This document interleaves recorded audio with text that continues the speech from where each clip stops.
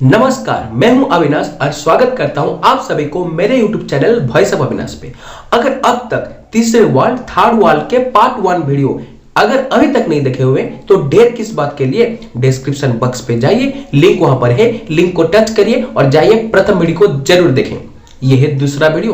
पहला वीडियो जो था पार्ट 1 जो था उस पर हम फर्स्ट वाल, सेकंड वाल, थर्ड वाल क्या है उसको हम डिस्क्राइब कर चुके हैं। यह है सेकंड वीडियो। बहुत सारे प्रश्न मुझे पूछे गए, थोड़ा थर्ड वाल को खुल के बताइए, थर्ड वाल क्या है। तो इस विषय पर हम इस पार्ट 2 पर जो कि कंक्लूजन पार्ट है डायरेक्टली स्ट्रेट फॉरवर्डली थर्ड वाल के बारे में डिस्कस करेंगे। तो फिर आइए देर ना करके इस वीडियो को लास्ट तक मेरे साथ जरूर बने रहे और स्किप ना करते हुए वीडियो को लास्ट तक जरूर देखेंगे, ये मेरा अनुरोध रहेगा।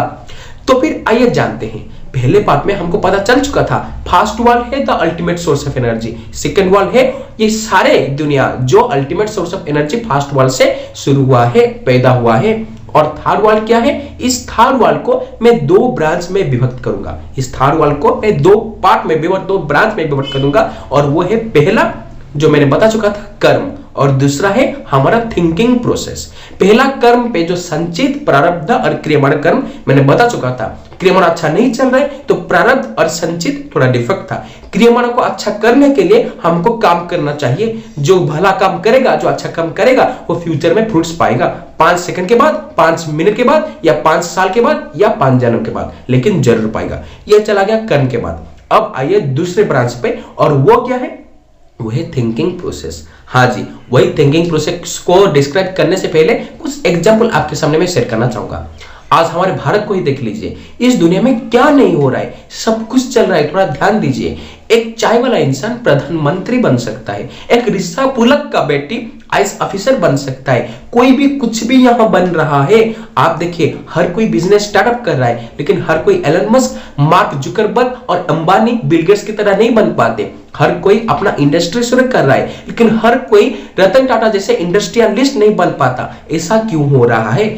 मतलब मैं अगर बताऊंगा मैं कुछ बुरा कर रहा हूं और उस बुरे के लिए मैं फल भुगत रहा हूं, इसका मतलब मुझे पता चल गया उस बुरा मैंने किया था इसलिए फल भुगत रहा हूं। लेकिन कुछ बुरा मैं नहीं कर रहा हूं, लेकिन उसके लिए भी मैं फल भुगत रहा हूं। मतलब दो फ्रेंड अपने बिजनेस को स्टार्टअप कर रहे हैं, लेकिन कुछ फेल हो गया। वहां पर क्या हुआ कि एक के बुरा कर्म की वजह से दोनों को लॉस हुआ। ये किस लिए? मतलब क्लास में मैं बैठा हूं, किसी और ने लड़की को छेड़ दिया और लड़की ने मेरे नाम पे कंप्लेन कर लिया और पनिशमेंट मुझे मिल रहा है। मतलब कुछ कर्म जो मैंने नहीं किया है और किसी ने किया है, और किसी का भूल था, लेकिन और किसी के भूल के लिए और किसी के लिए मैं क्यों झेल रहा हूं? ऐसा हमारे जीवन में सब किसी के जीवन में ऐसा होता है। ऐसा क्यों होता है? कुछ भूल हम नहीं करते, लेकिन क्यों हम भुगत रहे हैं? इस प्रश्न के जवाब पाने के लिए अब चलते हैं थिंकिंग प्रोसेस के तरफ। यहां पर एक एग्जांपल देना चाहूंगा, एक माइथोलॉजिकल एग्जांपल, मतलब समझ सकते हैं फिलोसॉफिकल एग्जांपल है, लेकिन इस एग्जांपल बहुत ही काम आएगा इस विषय पर। क्या है? एक इंसान जब मर जाता है और स्वर्ग को जाता है, स्वर्ग पे वहां पर उसको भगवान बोल रहे हैं कि बेटा तूने अपने जीवन में 99% अच्छे कर्म किया हुआ है और ओनली 1% बुरे कर्म किया हुआ है। तो फिर अब बता, तू अपने बुरे कर्म को पहले झेलेगा और उसके बाद 99% अच्छे कर्म को आनंद के स्वरूप लेगा, या दूसरा करेगा 99% पहले झेलेगा और उसके बाद 1% को लेगा?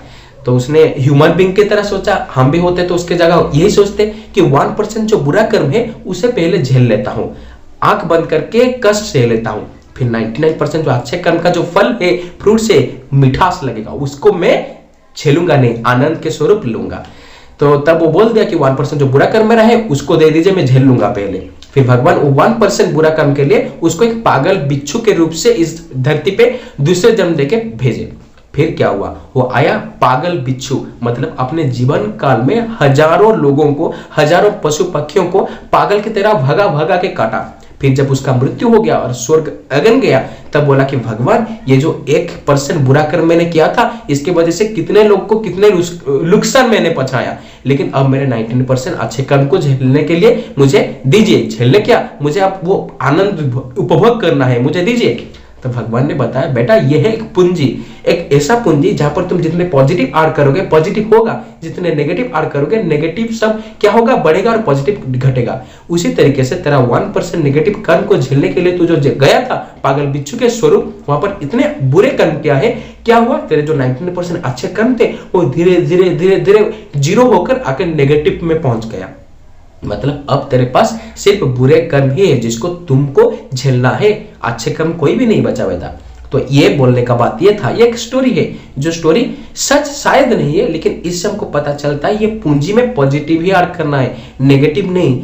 तो जो बुरा कर रहा है लेकिन उसका पनिशमेंट मुझे मिल रहा है, मतलब यहाँ पर समझना मुझे चाहिए कि यहाँ पर गड़बड़ क्या है।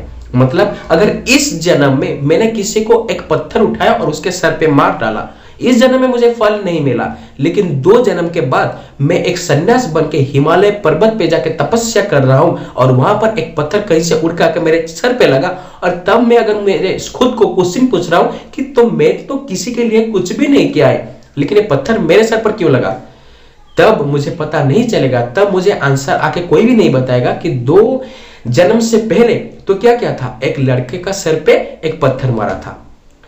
तो सोचिए इस जन्म में कुछ कर रहा हूं, शायद वो फल इस जन्म में मिल सकता है, ये अगले जन्म में मिल सकता है। तो फिर ये हम बोल सकते हैं कि थर्ड वर्ल्ड क्या है, हमारे जो कर्म है उसके साथ हमारे थर्ड प्रोसेस। जो बोलते हैं ना किसी के लिए भी बुरा मत सोचो, वो बुरा क्या पता तुम पे आके गिरेगा, किसी के लिए गड्ढा मत खोलो, क्या होगा उस गड्ढे में तुम खुद ही गिर जाओगे। उसी प्रकार से कर्म तो कर रहे हैं, लेकिन ये जो थिंकिंग प्रोसेस है इसे भी पॉजिटिव करना है। अगर किसी के लिए मैं नेगेटिव सोच रहा हूं तो कोई भी होगा जो मेरे लिए नेगेटिव सोच रहा है, वो फल मेरे ऊपर आएगा, जरूर आएगा।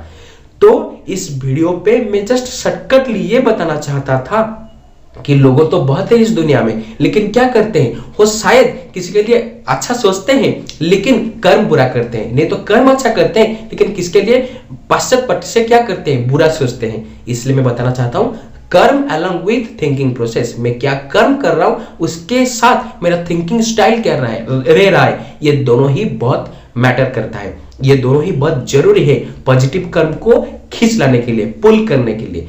इसका मतलब यह है कि थर्ड वर्ल्ड वो है जहां पर हमको अच्छा ही बनना है।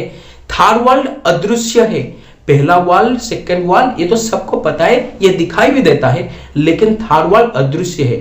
थर्ड वर्ल्ड वो है जो किसी को भी नहीं पता, थर्ड वर्ल्ड वो है जो सेकंड वर्ल्ड को कंट्रोल करता है और पहला वर्ल्ड का नाम दे देता है।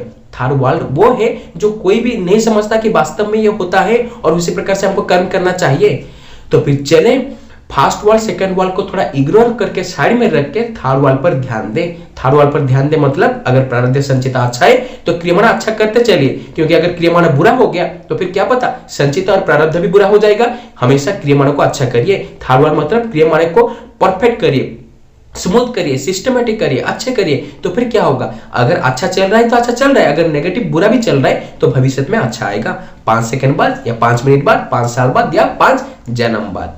तो फिर अगर आपको ये वीडियो पसंद आए और अगर आपको समझ में आया कि थर्ड वर्ल्ड ही बेटर करना है, फर्स्ट वर्ल्ड सेकंड वर्ल्ड को छोड़ो, थर्ड वर्ल्ड को पकड़ो, फर्स्ट वर्ल्ड और सेकंड वर्ल्ड को इग्नोर करो, थर्ड वर्ल्ड को समझो, उसी प्रकार चलो, तो फिर आइए सब मिलके थर्ड वर्ल्ड को स्ट्रॉन्ग बनाते हैं, आइए सब मिलके कर्म को स्ट्रॉन्ग बनाते हैं, आइए सब मिलके हमारे जो पॉजिटिव थॉट्स है उसको निकालते हैं, नेगेटिव थॉट्स को फेंक देते हैं और सबके लिए अच्छे सोचते हैं। तो मैं पसंद करूंगा इस वजह से अगर आपको ये बात अच्छा लगेगा और आप इस बात को अपने कर्म में कुछ करेंगे। तो फिर अगर वीडियो आपको पसंद आया तो लाइक करिए, शेयर करिए, सब्सक्राइब करिए, काइंडली दया करके सब्सक्राइब करिए और कमेंट सेक्शन में बताइए कि थर्ड वर्ल्ड आपको कितना अच्छा लगा, कितना पसंद आया। अगर थर्ड वर्ल्ड में ही कुछ कर लेंगे तो फिर आपका फर्स्ट वर्ल्ड और सेकंड वर्ल्ड भी सुधर जाएगा।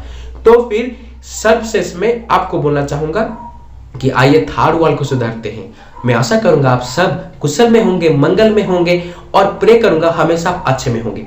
इतने बोल के मैं मेरे वक्तव्य को शेष कर रहा हूं। नमस्कार।